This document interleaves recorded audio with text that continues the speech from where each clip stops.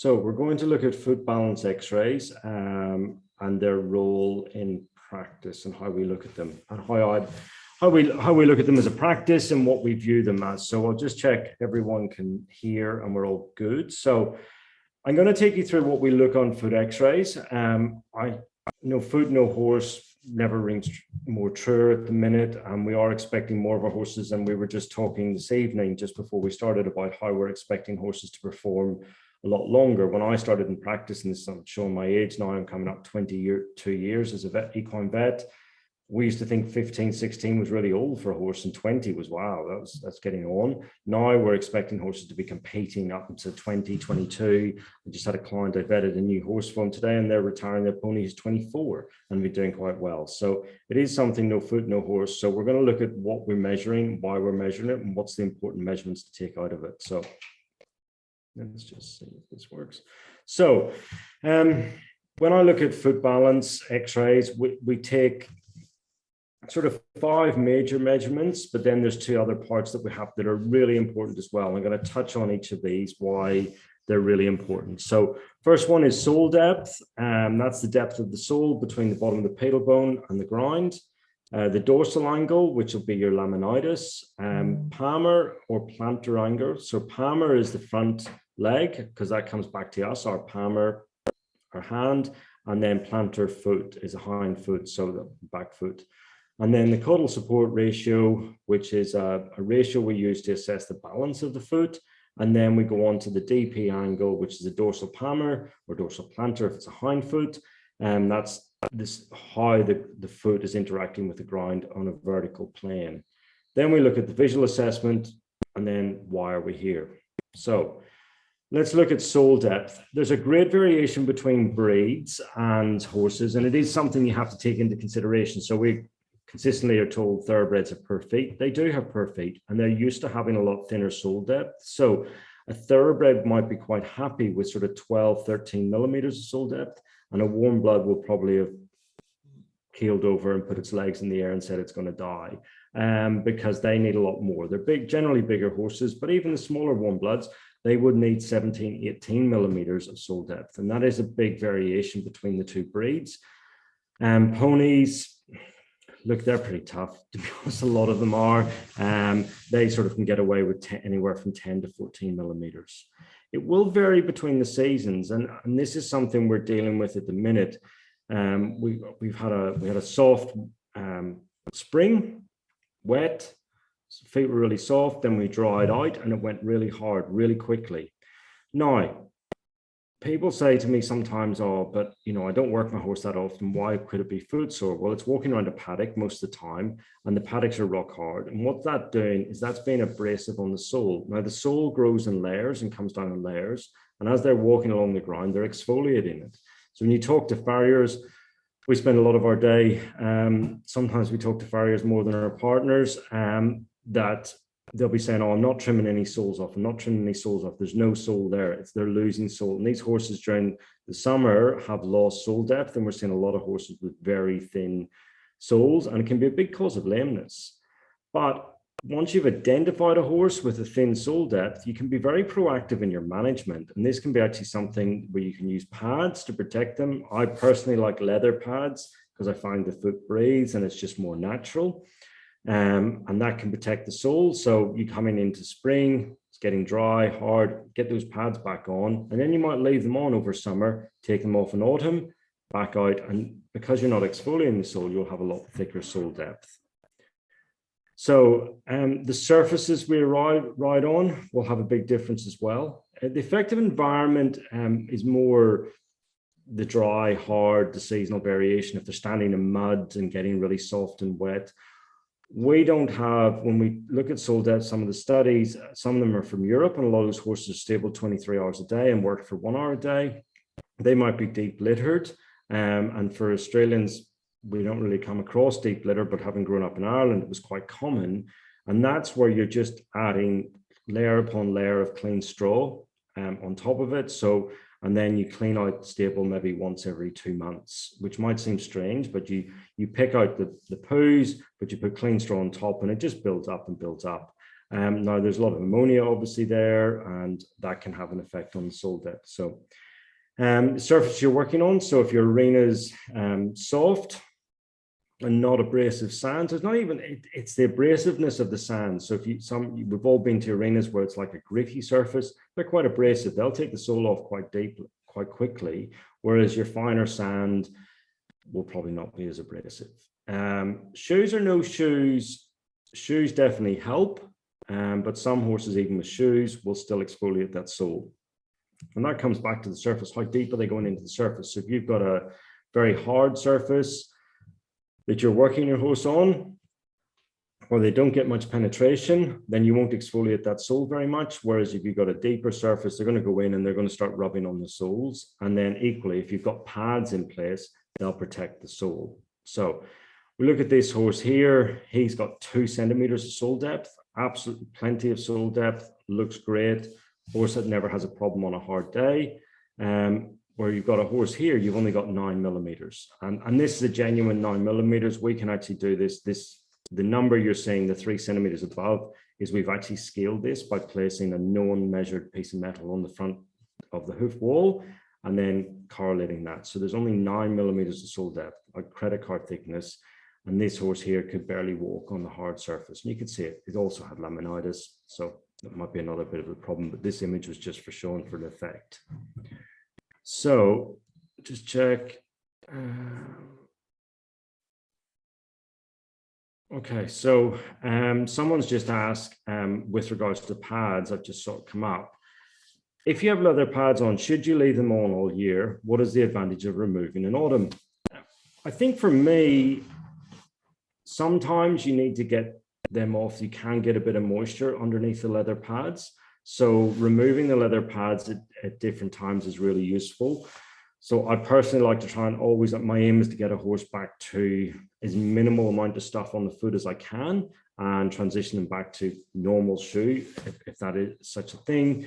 So I do like to take them off in autumn, and often if the horse is living outside, they get very wet and the leather pads get very soft and wet. And so if I can take them off, I will.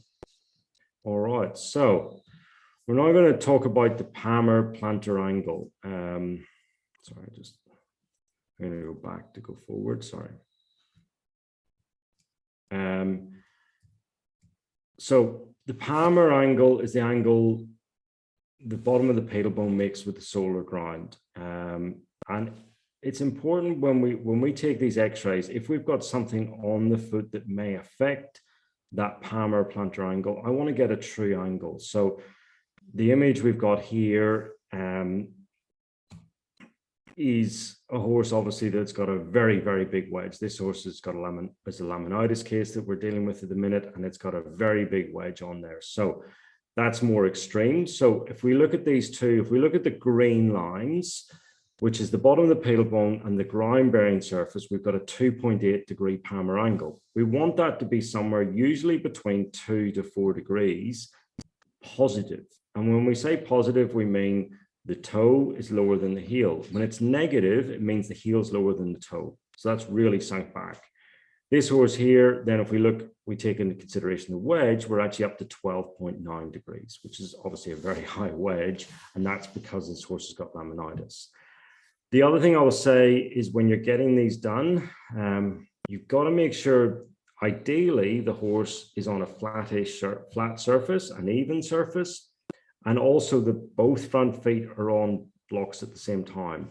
I haven't done an extensive study, but I had a client ask me why we do this, because we were actually struggling with this horse to get him to stand evenly, and I really persevered. And we actually did some x-rays, and we could say we could change the palmar angle by 1 to 2 degrees by whether the horse was, if one foot was on a big block and the other foot wasn't, it would decrease obviously naturally as the horse crushes down and tries to weight bear evenly, it decreased the palmar angle by 1.5 degrees. And equally, if we had the leg out in front, it increased the palmar angle by 1.5 degrees because it wasn't putting as much weight on the foot. So it's really important when we do these, we get them as even as we can on a flat surface. So looking at these here, we've got a relatively flat 2.2 degrees. This horse looks like it's very broken back in its hoof pastern axis. And even though it's technically in the normal ranges, we'd want it to be a little bit higher, to be a bit more better. So 2.2 degrees palmar angle there. And then this is a 0 degree. Okay, so when we look at this here, we've got a broken back hoof pastern axis. You've got a 0 degree palmar angle. So we need to address this, and it is something that needs to be improved, because when you've got a 0 degree palmar angle, when the foot lands, this coffin joint rotates, the navicular bone heads down, the deep digital flexor running through here takes the strain. So if you've got less protection in this region here, what happens is all your major structures, now all the things that make a horse owner sweat, such as the navicular word, you know, it's a swear word to horse owners, or a deep digital flexor tendon, all those structures can get damaged because they're taking more pressure and they're not protected. And there we've got a beautiful, nice 3.1 degrees palmar angle. We can see the line running from the fetlock down through P1 into P2 and P3 is almost perfect. Looks beautifully, really well balanced foot. And that's, for this horse, is an ideal conformation.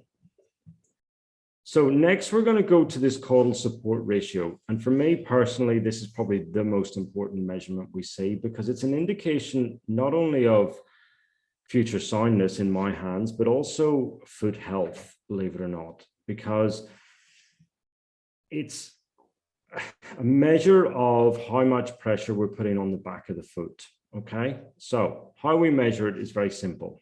Well, it's probably not as simple, but let's play this video. So I'm going to take you through me actually measuring a patient's x-ray. So when we do x-rays, when we do these here, you'll be provided with a written report. We'll have all these measurements and the x-rays in it so you can see it. So we talk about the center of rotation through the coffin joint. And then we drop a vertical line down.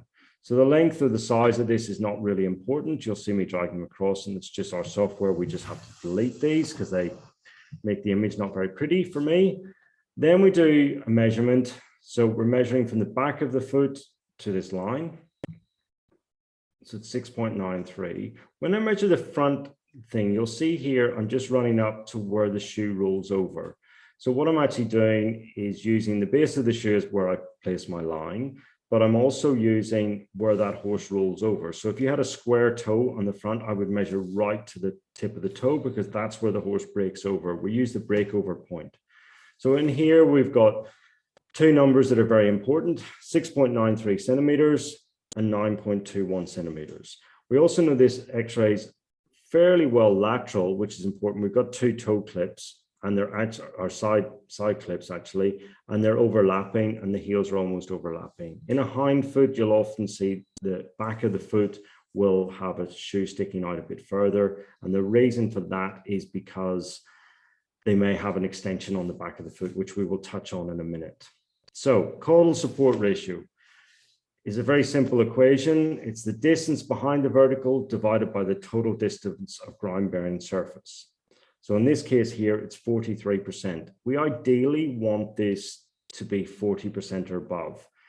It is quite a big effort to get to that number, but we want it somewhere in that region. So this is a hind foot. Again, different horse. We've got a reasonably square setup shoe.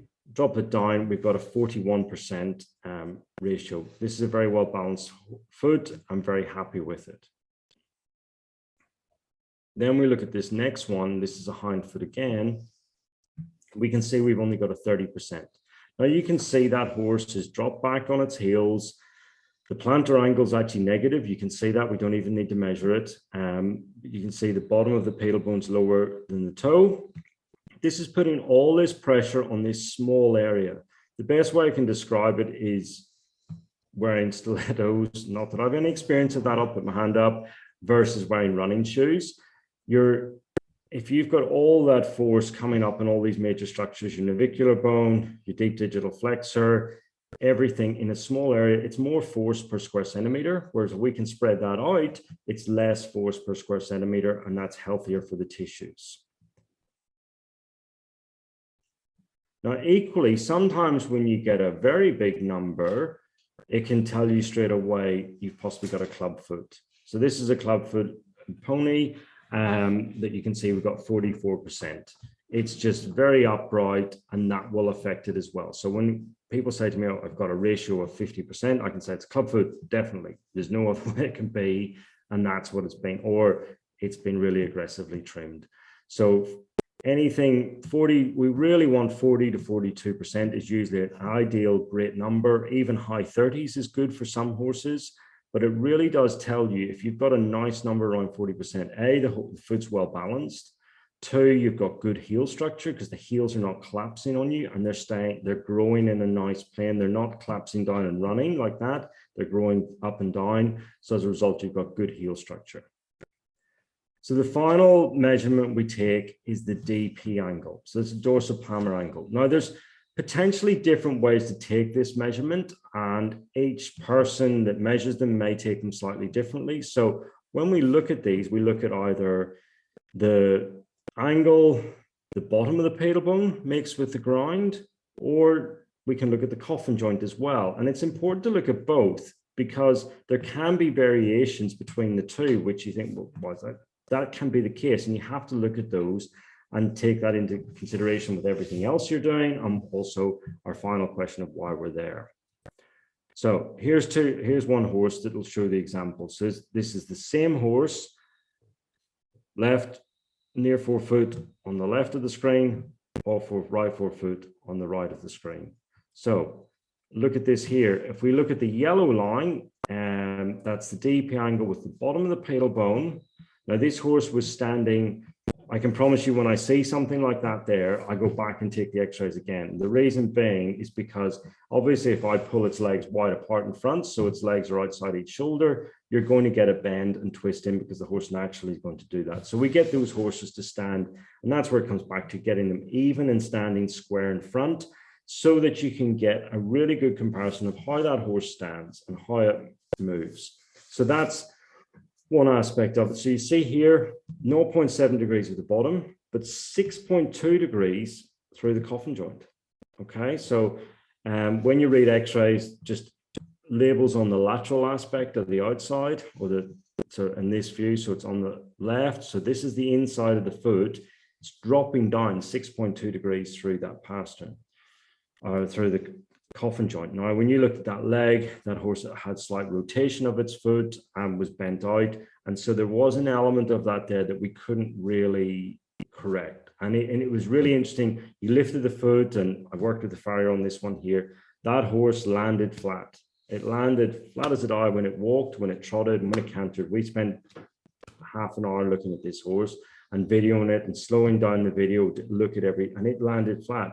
So we actually accepted that we couldn't change that coffin joint, because if we changed the coffin joint, we would change the rest of the leg. And so that's something you have to be aware of. Is I find people get very focused on these measurements and want to change just the measurement, but remember your foot's connected to your leg. So if you change the foot, you're going to have consequences up higher, and you've got to be careful what you do there.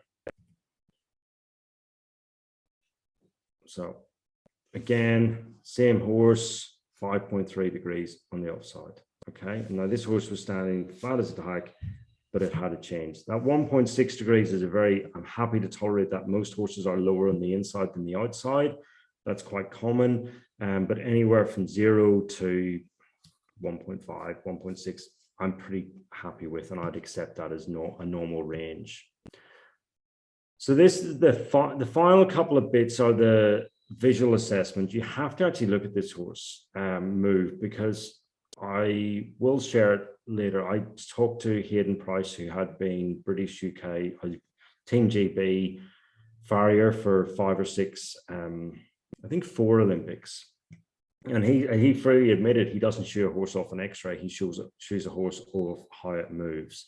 And we do actually need to look at these. And if we are there for it, it's important that you do tell us why we're there. Is it something you're worried about in the conformation, how the feet look? Or is there something you're noticing in training that you're finding? So I'm going to think more about dressage horses, but is there a movement where you lose power? Like, do you come out of the corners and you find, when it's like going sideways, I really haven't got the power.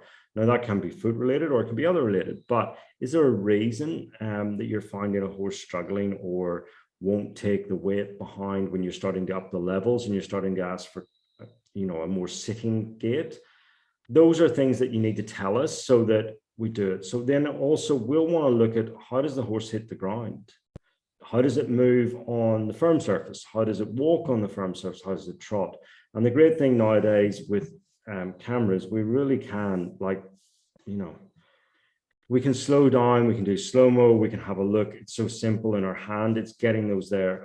And just a little take, if you are going to take pictures of your horse's feet, you do need to get on your hands and knees. You really do need to be on the ground, because even just being up or down will change how the view appears on the camera. So we will look at the horse, how it moves on the ground, how it walks, how it trots. Might even see it ridden in some more advanced cases where we're struggling to work out what's going on with the horse. So what I'm going to do is show you here, this is a horse walking on a treadmill. Okay, now obviously you say, well, I'm not going to ride the horse on the treadmill, but this horse did it exactly the same. So if you look at this, at the right of the screen, you'll see the foot twists, and especially even the near hind twists as it walks. So as it goes to push, it just twists. Okay, now that is accentuated in a softer surface. It's better on a firmer surface.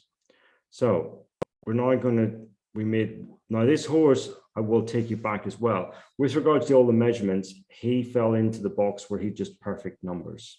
He had 4 degrees plantar angle, he had 0 degree DP angle, he had a 41% caudal support ratio, he had, you know, 1.8 centimeters of sole depth. Everything was perfect. So if you set on the thing, everything's fine. And this is where, when we look now, we made one change to this horse's shoes. Still got normal steel shoes, nothing else has been done, one change. And you'll notice now the horse, the near hind is not twisting. The off hind still twists a fraction sometimes, just fraction. But if you compare these two videos on how the horse moves, all we've done is made one change. And what we've done is added what we call a trailer. So we've added more thickness of steel on the outside of the foot to give that horse support. So when he goes to push, he doesn't twist, he drives straight. And the difference in the horse is quite amazing. Like, you can get that horse to sit now where you couldn't get it to sit before. So just one simple, and it's just talking to your farrier. You know, they might, for some horses, we might weld in a bit of extra steel, or other horses might just heat the shoe and just expand a little bit and draw the shoe out the back. And we have what we call a trailer. And that's so important to sort of really, and this is where it comes back to the team, vet, farrier, owner, all getting around the horse and working on what we can do better for the horse. So this is a very simple change. It makes a massive difference to this horse. So we're not going to keep you much longer. Thank you very much. But we're just going to run through sort of where I place the importance of certain things. So sole depth. If we've identified a lameness issue that's localized to the foot with a nerve block, and we x-ray that foot and we've got less than 10 millimeters of sole depth, we'll find that it's likely the cause of the lameness. So we'll want to increase the sole depth thickness, and maybe in this case, a simple pads. If it's greater than 15 millimeters, that's unlikely to be a cause of soreness. You know, we wouldn't find horses with greater than 15, no matter what the breed, they got greater than 15 millimeters of sole depth, it's unlikely to cause a problem. So the palmar plantar angle versus caudal support. This is quite a intense discussion point with how we manage these. And so I'm going to give you my opinion, and it will probably differ to a lot of other people's opinion, but that's fine. And I love difference of opinion because I love discussing it. So we've got a palmar angle. If it's negative or flat, it places more strain on the back structures of the foot. You've got a caudal support ratio that's poor as well. Again, it does the same thing. So you can see these two numbers are quite intricately linked. So if you've got a per palmar angle, I guarantee you've got a per caudal support ratio. You can have horses with a per caudal support ratio and an okay palmar angle, but generally we would find the two of them are quite interlinked. And so if you're negative palmar angle, you guarantee you've got a per caudal support ratio because you've got a per heel structure. So we come back to how we generate these numbers in the fact that how is it generated on the foot. If you've got a per support ratio, then you're going to have collapsed heels because the foot's going to be running forward and you're not going to have that support out the back. So But for me, the caudal support ratio is the number that I concentrate most on. And I work most hardest to try and improve that ratio. And that I find is quite a simple way to change things and improve how horses move and also improve lameness issues. So my final point is saying rob Peter to pay Paul. We've got to remember, and I think this is something that's not been taken effect. If you do something to the foot, it's going to do something up high. Okay. So you put wedges. People that have had me visit their horse will know I do not like wedges.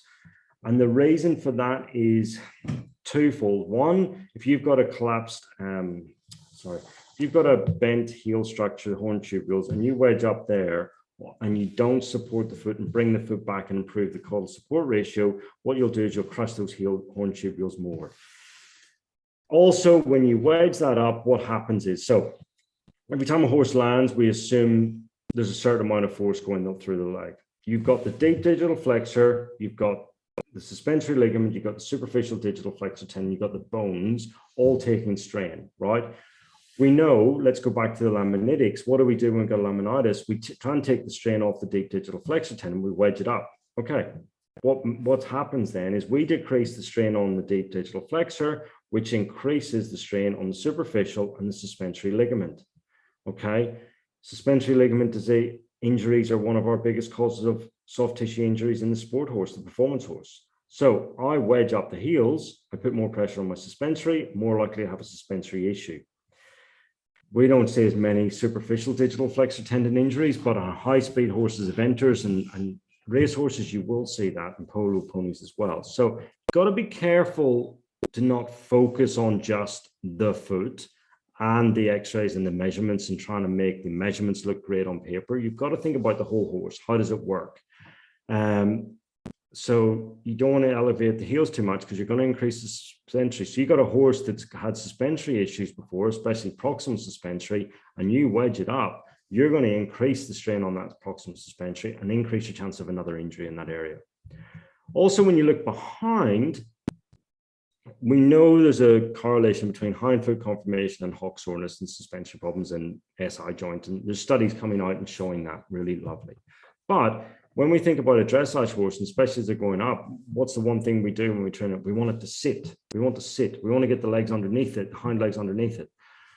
So you've got a horse that's got a relatively straight hind limb conformation. They might have a negative plantar angle, and you go and put a wedge on it. What happens is you tilt that horse forward, and it happens is the feet go out the back. So then all of a sudden you're asking a horse to sit. When its feet are out behind it, it's going to struggle to get its legs underneath it to really take the strain and take the balance properly. So you have to be careful. And that's why I stand back and look what I want to do. And yes, I might have poor foot conformation, but what's the effect it's going to have up high? So if a horse with suspensory problems, I'm never going to wedge it. I might create some more support for it and concentrate on that caudal support ratio and not worry about the plantar angle. And that's probably my take home is you have to be careful what you do because there's always an effect. So you do one thing, you have more pressure there and you have more pressure here, and you've got to be very careful what you do. And so that's really something that sort of is really important. So sorry there, I just started reading a question from someone. So take home basically is foot balance is very important, but we do need to consider how the foot interacts with the rest of not only the rest of the horse, but also the ground and what we're looking for. So the other thing I say is if you predominantly work your horse on a soft surface, such as a sand arena, then you got to watch the horse on the sand arena. Don't watch it on the concrete because it's irrelevant. And they will vary. So if you've got a horse that's struggling to push behind, you're losing the push, get a video, get someone to video, tie that tail up so we can see what the hocks are doing and where everything's moving and video it and provide it because that's really helpful. But also you just got to be careful where you're moving the legs and where you're putting stresses. So I hope you've enjoyed that. if you have any questions, I'm happy to answer them. We will be sending out links to the videos, and we will have another webinar in a month's time. Topics to be decided. So we're just doing that there. So I've had one question. Would you suggest a hoof supplement for horses who tend to break down, softening their heels over winter, even when stabled overnight? Yes, look, there's not a lot of data on biotin. There's one study that I remember reading, and I'll stand to be corrected if someone's got any more. I'm happy to read them. It can take up to 6 months for biotin supplements to have an effect on a horse's hoof. I am a big fan of a product called coronary creatine. You massage it in around the coronary bands. I'm fairly honest with people. I'm not sure whether it does the benefit or massaging the coronary bands does the benefit, but we seem to get a lot of heel foot growth with that. It's very simple. A tub of it's about $60. You can buy it online. We do keep a little bit of it in the clinic, but you just massage it in the tub. The tub's no bigger than this, and it lasts you probably 12 months, 18 months. And it's just time consuming massaging in the coronary band. I love the smell of it personally. Growing up in the UK, it's a UK product. I love the smell of it. Some people don't. But the tip, if you do use it, make sure you wear gloves, because it does discolor your finger and you look a bit odd in the shops. So that's that. Any questions? Please feel free to give us a ring, drop us a message. I'm just going to have a little phrase. If you do have a veterinary emergency, please lift the phone. We do answer.